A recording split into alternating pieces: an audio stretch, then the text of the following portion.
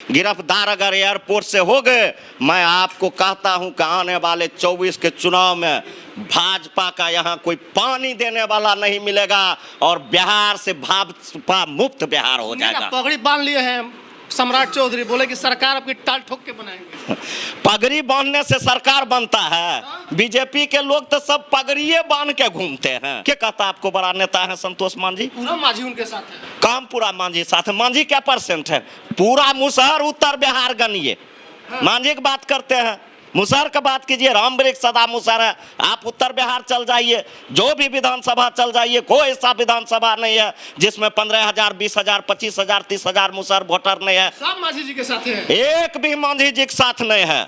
आपके कहने से सब हमरे कहने से तो मांझी जी के पार्टी से अलग हुआ। क्या मुसहर आया कानने रोने के लिए, देखने के लिए? संतोष मांझी जी इसी के लिए धरफराइल थे कि बीजेपी के तरफ जाएंगे तो हमको वाई श्रेणी का सुरक्षा मिलेगा और लोग हमको देखेगा कि हम बहुत बड़ा नेता हो गए हैं बीजेपी में जाके। यही उसको दिखाना था कि मांग करते हैं। काफी है, कहे आप लोग लेके तो अकेले काफी है तो इस बार उनको औकात का पता भी चल जाएगा कि इस बार उसको कोई गैत बाकी भी नहीं रहेगा। भाजपा को जिता देंगे इस बार। वो भाजपा कैसे हराएंगे कि भाजपा याद करेगा कि मांझी के साथ जाने से क्या हुआ। मांझी जी के बेटा बोले कि 10 दिन में सरकार गिर जाएगी, तेजस्वी का खेल खत्म। मांझी जी का बेटा सपना देखते रह जाएगा और रत्नेश सदा मंत्री बन गया, ये मंत्री रहिए जाएगा। जब ये माननीय प्रधानमंत्री और गृह मंत्री जी भ्रष्टाचारी के बात करते हैं तो ये अजीत पवार सिंचाई घोटाला, इससे भी नमहर कोई भ्रष्टाचारी है। हाल फिलहाल इसको उप मुख्यमंत्री बनाया गया है। ये भ्रष्टाचारी के बात करने वाले लोग,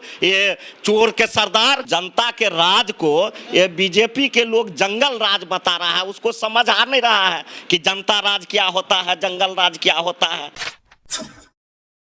जीतन राम मांझी के बेटे संतोष कुमार सुमन को वाई श्रेणी की सुरक्षा दे दी गई है। जैसे ही महागठबंधन से अलग हुए उनको खतरा बढ़ गया।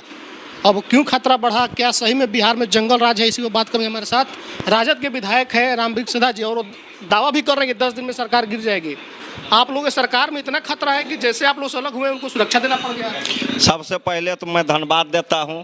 और आपने अभी सरकार के ऊपर कहा कि मांझी जी के बेटे को खतरा था तो जेड श्रेणी की सुरक्षा मिल गया, वाई श्रेणी का सुरक्षा मिल गया।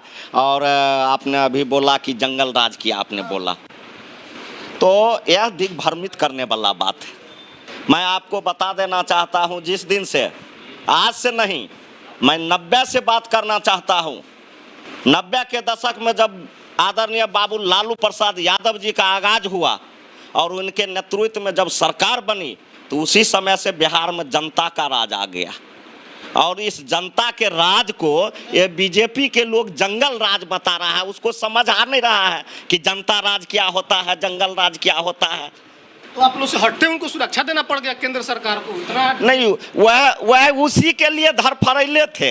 हाँ। माननीय संतोष मांझी जी इसी के लिए धरफराइल थे कि बीजेपी के तरफ जाएंगे तो हमको वाई श्रेणी का सुरक्षा मिलेगा और लोग हमको देखेगा कि हम बहुत बड़ा नेता हो गए हैं बीजेपी में जाके। यही उसको दिखाना था। ये बहुत बड़ा नेता नहीं है। कहाँ बराबर नेता है? क्या कहता आपको बड़ा नेता है संतोष मांझी? पूरा मांझी उनके साथ है। काम पूरा मांझी साथ है। मांझी क्या परसेंट है?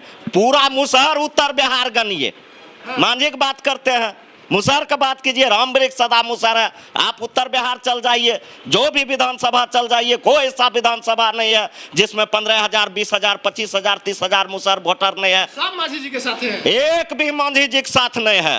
आपके कहने से सब हमरे कहने से तो मांझी जी के पार्टी से अलग हुआ। क्या मुसहर आया कानने रोने के लिए, देखने के लिए?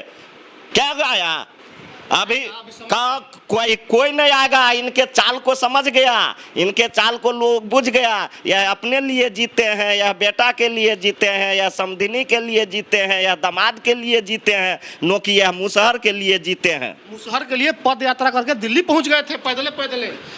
सब मुसहर के लेके दशरथ मांझी को भारत रत्न दिलाने के लिए। वो उनका राजनीतिक था, उनको भेंट करना था अमित शाह जी से। भेंट अगर उनको वास्तव में, अगर वह दशरथ मांझी जी के हितैषी रहते, वास्तव में दशरथ मांझी जी के वह हितैषी रहते तो दशरथ मांझी जी के भारत रत्न के उन्होंने मांग करने के लिए दिल्ली गए थे तो उनको सोचना चाहिए था कि मुसहर में एक वही विधायक थे, उन्हीं का बेटा विधायक था, उन्हीं का समधिन विधायक था। राम वृक्ष सदा नहीं था, अश्मित ऋषि नहीं था। ये मंत्री बने हैं, ये नहीं थे रत्नेश सदा जी। सभी लोग को इनको जब हम लोगों के जब पर्वत पुरुष दशरथ मांझी जी को हम लोग जब मानते हैं कि वह हम लोगों के समाज में पर्वत पुरुष हैं, महापुरुष हैं, तो उनके जब सम्मान की बात आई, भारत रत्न देने की बात आई, तो तमाम मुसहर के जो प्रतिनिधि था, मान लीजिए विधायक लोग को जाना था, तो हम लोगों को भी खबर करना चाहिए था कि आप लोग भी चलिए दशरथ मांझी जी के लिए हम लोग जो है भारत रत्न की मांग करते हैं। काफी है, कहाँ आप लोग को लेके तो अकेले काफी है, तो इस बार उनको औकात का पता भी चल जाएगा कि इस बार उसको कोई गैत बाकी भी नहीं रहेगा। भाजपा को जिता देंगे इस बार वो भाजपा कैसे हराएंगे कि भाजपा याद करेगा कि मांझी के साथ जाने से क्या मांझी हुआ। जी के बेटा बोले कि 10 दिन में सरकार गिर जाएगी, तेजस्वी का खेल खत्म हो। मांझी जी का बेटा सपना देखते रह जाएगा और रत्नेश सदा मंत्री बन गया, ये मंत्री रहिए जाएगा। तेजस्वी का मुख्यमंत्री पद खत्म होगा। तेजस्वी जी का मुख्यमंत्री पद खत्म होने, उप मुख्यमंत्री पद खत्म होने से पहले ये भाजपा, ये भ्रष्टाचारियों का जो हम आपको लिस्ट दिखा रहे हैं, पहले इसको खत्म करे।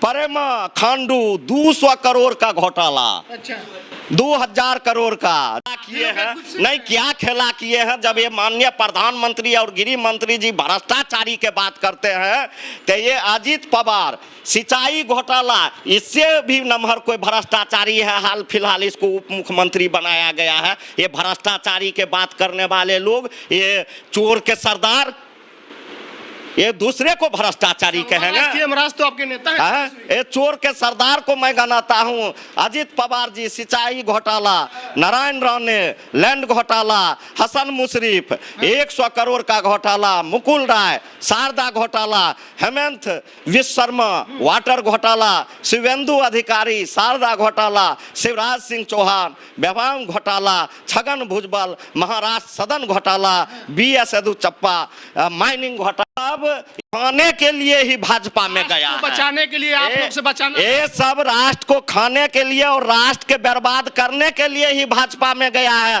पहले ये जहां था वहां ये भ्रष्टाचार में लिप्त होके वहां खा के अब भाजपा मिला है, अब ये पूरा देश खाने के दिल्ली में गिरफ्तार अगर एयरपोर्ट से हो गए, मैं आपको कहता हूं कि आने वाले 24 के चुनाव में भाजपा का यहाँ कोई पानी देने वाला नहीं मिलेगा और बिहार से भाजपा मुक्त बिहार हो जाएगा। पगड़ी बांध लिए हैं सम्राट चौधरी, बोले कि सरकार आपकी टाल ठोक के बनाएंगे। पगड़ी बांधने से सरकार बनता है? बीजेपी के लोग तो सब पगड़िए बांध के घूमते हैं, तो पगड़ी बांधने से सरकार नहीं बनता है। सरकार बनता है काम से, सरकार बनता है क्या एजेंडा है, क्या उसके पास नीति है। इन्होंने आज भाजपा के पास एजेंडा है राम मंदिर, हिंदू राष्ट्र, हिंदुत्व का झंडा बुलंद करना, आप लोगों से बचाना, भ्रष्टाचारियों से बचाना। क्या उससे इस देश का कल्याण हो जाएगा? क्या उससे इस देश में बेरोजगारों को रोजगार मिल जाएगा? क्या उससे इस देश में नौजवानों की आय बढ़ जाएगी? लाखों करोड़ लोगों को रोजगार मिल जाएगा। राम मंदिर बनने दीजिए, देखिए कटोरा लेकर लाखों लोग वहाँ रोजगार करेंगे। और बाबा साहेब भीमराव अंबेडकर ने कहा था, देश में सवेरे सवेरे 2 घंटी बजती है, 1 घंटी विद्यालय की बजती है, 1 घंटी देवालय की बजती है। विद्यालय अपने बच्चों को भेजोगे तो अधिकारी बनेगा, देवालय अपने बच्चों को भेजोगे तो भिखारी बनेगा। अयोध्या में जो भी जाएगा भीख मांगने के लिए जाएगा, नो कि वहाँ पढ़ने के लिए जाएगा, नो वहाँ से वैज्ञानिक बनेगा, नो डॉक्टर बनेगा, नो इंजीनियर बनेगा। कटोरा लेके राम भगवान के आगे भीख दीजिए, भीख दीजिए, यही करेगा। सबसे ज्यादा आप ही का ना बाल बुतरू है जो झंडा लेके घूमता है भगवान। हम लोगों के बाल बुतरू के यह बहका के न घुमाता है, और जब जान जाता है हम लोगों के बाल बुतरू की भाजपा वाला हम लोगों को बहका रहा है, तो वही बाल बुतरू भाजपा वाला के दबाना भी शुरू कर देता है। चलिए, तो राम सदा जी हैं, पूरे फॉर्म में हैं, और जीतन राम मांझी के बेटे ने जिस तरीके से कहा कि सरकार गिर जाएगी, उस पर उन्होंने कड़ा प्रतिक्रिया दिया है। बाकी लोग वीडियो देख रहे हैं, अपना प्रतिक्रिया कमेंट बॉक्स में लिख दीजिएगा। फेसबुक देखते वीडियो शेयर कीजिए, यूट्यूब देखते हैं चैनल को सब्सक्राइब कीजिए। बहुत बहुत धन्यवाद।